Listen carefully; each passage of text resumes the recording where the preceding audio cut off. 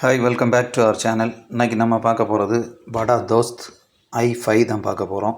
இப்போ நமக்கு தெரியும், வழக்கமாக இருக்கக்கூடிய i4 வந்து நல்ல பேலோடு கெப்பாசிட்டி உள்ள வண்டி தான். இந்த வண்டியை பொறுத்தவரை i5 வந்து அதே பிளாட்ஃபார்மில் தான் பில்ட் பண்ணியிருக்காங்க. முக்கியமாக வந்து பேலோடு எல்லாமே இன்க்ரீஸ் பண்ணியிருக்காங்க. அதேமாதிரி நல்ல என்ஜின் பவர், டார்க் இது எல்லாமே அதிகரிச்சிருக்கு. வண்டியோட லென்த்து இந்த மாதிரி விஷயங்கள் எல்லாமே கொஞ்சம் மாறி இருக்குது. ஸோ அதை பற்றி நம்ம பார்க்கலாம் இந்த வீடியோவில். முக்கியமாக படா தோஸ்த் பிளாட்ஃபார்மில் தான் ப்ரொடியூஸ் பண்ணியிருக்காங்க இந்த வண்டியை பொறுத்தவரை. இந்த வண்டியில் முக்கியமாக கேபின் இது எல்லாமே அந்த ஸ்டைல்லே தான் இருக்கும், படா தோஸ்த் ஸ்டைலில்.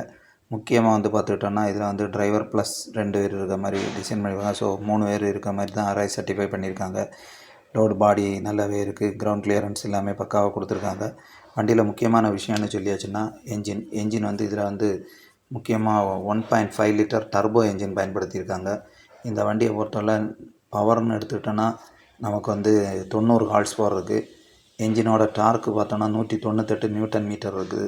முக்கியமான விஷயங்கள் கிளச்சுன்னு பார்த்தோன்னா 250 mmல சிங்கிள் டயஃப்ராம் டைப்பு கிளச்சு வரதா சொல்லியிருக்காங்க.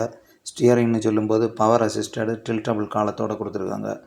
மற்றபடி பிரேக்ஸ் பார்த்தோன்னா ஹைட்ராலிக் வேக்யூம் அசிஸ்டட் டைப்பில் வருது. ஃப்ரண்ட் வந்து வெண்டிலேட்டர் டிஸ்க் பிரேக் வருது. ரியர் வந்து ட்ரம் பிரேக்ஸ் கொடுத்துருக்காங்க. சஸ்பென்ஷனும் அதே மாதிரி தான். நல்ல லோடிங் கெப்பாசிட்டி நிறைய இருக்கனால இந்த வண்டியில் வந்து சஸ்பென்ஷனை பொறுத்தவரையில் ஃப்ரண்ட்டுக்கு வந்து parabolic leaf spring with hydraulic double acting shock அப்சர்வரோட வந்துடுது. ரியர் சஸ்பென்ஷனை பொறுத்தவரையில் நமக்கு semi elliptical leaf spring with hydraulic shock absorber தான். ஸோ முக்கியமாக இந்த விஷயங்கள் எல்லாமே நல்லாயிருக்கு. வண்டியோட க்ரோஸ் வெயிட்னு பார்த்தோன்னா 3990 kg இருக்குது. பேலோடு பார்த்தோன்னா 2.2 டன், அதாவது 2200 kg ஏற்ற மாதிரி டிசைன் பண்ணியிருக்காங்க. என்ஜின் வந்து நல்ல டர்போ என்ஜின்னால நல்ல பவர்ஃபுல்லாக இருக்கும். வீல் பேஸ் 2600 mm இருக்குது. லென்த்து 5030 mm கொடுத்துருக்காங்க. முக்கியமாக லோடு பாடி லென்த்துன்னு பார்த்தோன்னா 9.8 5.9 கொஞ்சம் அதிகமாக இருக்க வாய்ப்பு இருக்குதுன்னு சொல்லுவாங்க. முக்கியமாக இந்த கிரவுண்ட் கிளியரன்ஸ் வந்து 206 mmல கொடுத்துருக்காங்க. இந்த வண்டியை பொறுத்தவரை வாரண்டியுமே நல்லா கொடுக்காங்க. 2 லட்சம் கிலோமீட்டர் வாரண்டி கொடுத்துருக்காங்க. முக்கியமாக இந்த படா தோஸ்த் பிளாட்ஃபார்ம் பொறுத்தவரை ஏற்கனவே நமக்கு ஃபெமிலியரான ஒரு இது தான். நல்ல மைலேஜ் தரக்கூடிய வண்டி. ஃபியூல் டேங்கை பொறுத்தவரை 50 லிட்டரில் ப்ரொவைட் பண்ணுறாங்க. மற்றபடி பார்த்துக்கிட்டோன்னா இந்த வண்டியில் வந்து மைலேஜ் ஒரு முக்கியமான விஷயம். 16 கிலோமீட்டர் வரைக்கும் கிடைக்க மாதிரி தான் இருக்குது.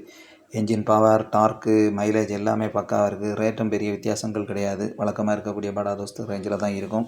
ஏன்னா இன்றைக்குள்ள காம்படிஷனில் வந்து இந்த மாதிரி விஷயங்கள் ரொம்ப இது. அது மாதிரி இதில் ஒரு முக்கியமான விஷயம் என்னென்னா AdBlue டேங்கர் ரீப்ளேஸ் பண்ணுறாங்க. AdBlue வந்து அதிக செலவு இருக்கனால நமக்கு வந்து AdBlue இல்லாமலே இயங்கக்கூடிய மாதிரி தான் இந்த வண்டி டிசைன் பண்ணியிருக்காங்க. இந்த வண்டி வந்து நல்ல மார்க்கெட்டில் இடம் பிடிக்குங்கிறதுல எந்த சந்தேகமுமே இல்லை. இந்த வீடியோ பிடிச்சுன்னா லைக் பண்ணுங்கள், ஷேர் பண்ணுங்கள், சப்ஸ்கிரைப் பண்ணுங்கள். தேங்க்யூ.